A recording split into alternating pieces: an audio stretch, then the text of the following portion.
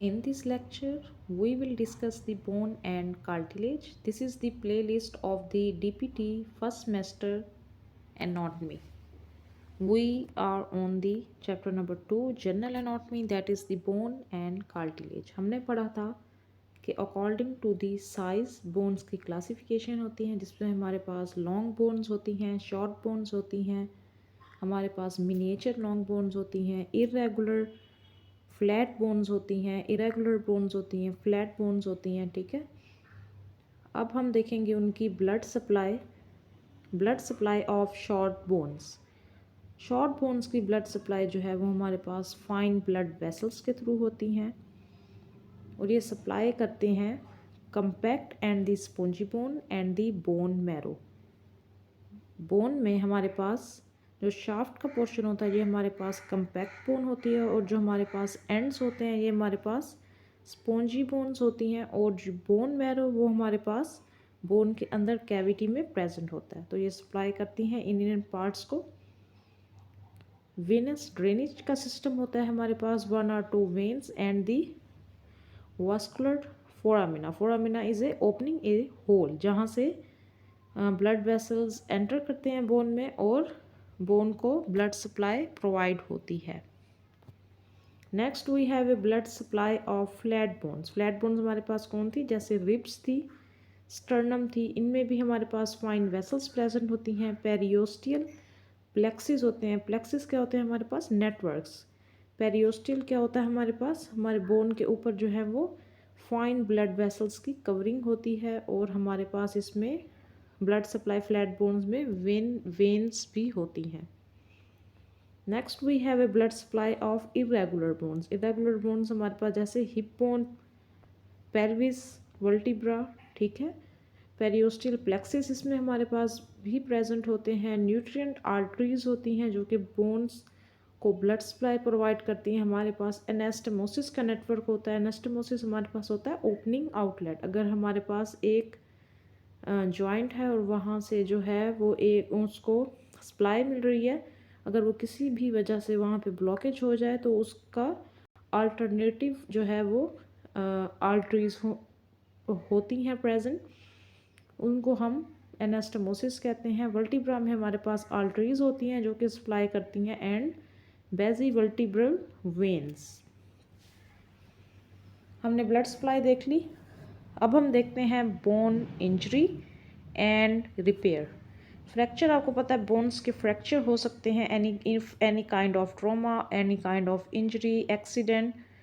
Fracture की क्या define है हमारे पास, break in the continuity of the bone. If there is a bone, अब इसमें अगर ब्रेक आ जाए in the continuity of the bone तो दिस इज़ द फ्रैक्चर। और ये कैसे किस तरीके से हो सकता है, this is the fracture site and there you can see there are types of fracture: closed fracture and the open fracture. If this is a leg, अगर ये leg है तो अगर तो ये बोन जस्ट बिल्कुल एक दूसरे के सामने एक सिमेट्री में ब्रेक वहाँ पर फ्रैक्चर हुआ है, this is the closed fracture. इसमें स्किन हमारे पास इंटैक्ट है।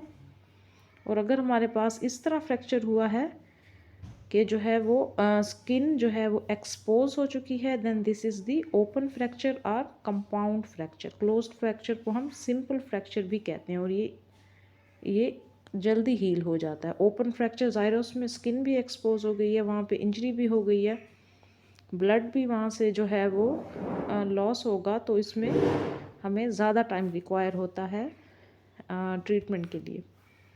Next we have a healing of a fracture.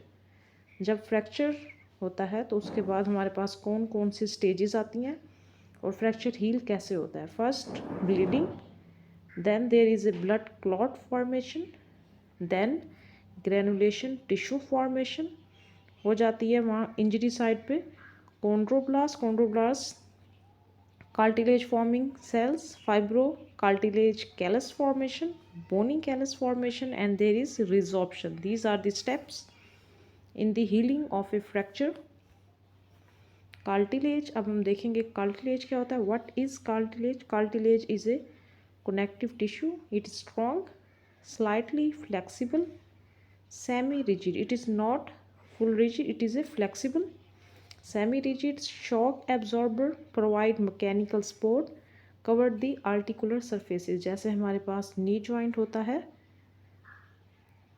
इस तरीके से, यहाँ पे टिबिया फिब्यूला, तो हमारे पास जो नी जॉइंट होता है दिस इज, जो वहाँ पे आर्टिकुलेशन हो रही होती है वो किससे होती है, कार्टिलेज से. It cover the articular surfaces, it is a vascular. ठीक है, यहाँ पे ब्लड सप्लाई क्या होती है, कम होती है, या ए वास्कुलर कह लें. ठीक है, ये हमारे पास करेक्टरिस्टिक्स हैं कार्टिलेज की. It is a connective tissue, strong, slightly flexible, semi-rigid, shock absorber, provide mechanical support, covers the articular surfaces and it's avascular.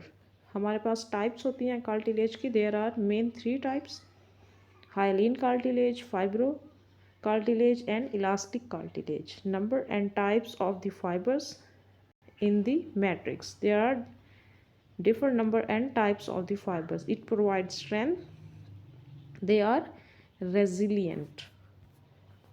First we have a hyaline cartilage. Cartilage के types की बात करें तो first we have a hyaline cartilage, और ये body में abundant present होता है. Most common, important for MCQs. Cartilage के जो करेक्टरिस्टिक्स हैं वो भी इम्पोर्टेंट है एमसीक्यूज के लिए. It is the translucent glassy appearance, it is strong, provide support and it has perichondrium, made up of perichondrium. Major part of cartilage, it's very important for MCQs. Hyaline cartilage is present most commonly. It cover the epiphyseal cartilage. जैसे हमारे पास growth plate होती है bone में, long bones में, तो ये epiphyseal cartilage hyaline cartilage से composed हुआ होता है. आर्टिकुलर कार्टिलेज जहाँ पे बोन्स की आर्टिकुलेशन हो रही होती है वहाँ पे हाइलिन कार्टिलेज प्रेजेंट होता है. रेस्पिरेटरी पैसेज जिसमें हमारे पास ट्रैकिया एंड लेरिंग्स वो जो सब होते हैं, रेस्पिरेटरी पैसेज वहाँ पर हाइलिन कार्टिलेज प्रेजेंट होता है. कोस्टल कार्टिलेज जहाँ पे रिब्स हमारी प्रेजेंट होती है. एक्सटर्नल एयर, यहाँ पर भी एक्सटर्नल नोज, यहाँ पर भी hyaline cartilage present. This is important for the MCQs.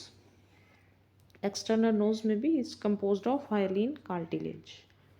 Next we have fibrocartilage. It is resilient, resist tension. It resists the tension, resilience, shock absorber. We discussed this before.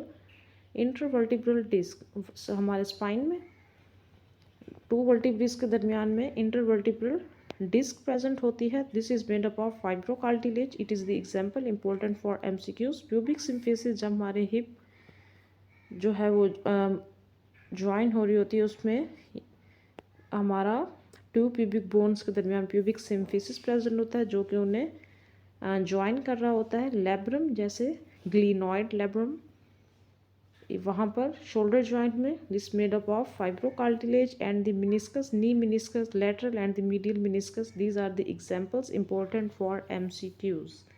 फिब्रोकार्टिलेज कहाँ कहाँ present होता है? Intervertebral disc, pubic symphysis, labrum and the menisci. Next, this is the images. This is the hyaline cartilage. You can see here the arrangement of the cells, and this is the fibrocartilage. You can see the pattern. This is the difference. This is the histology.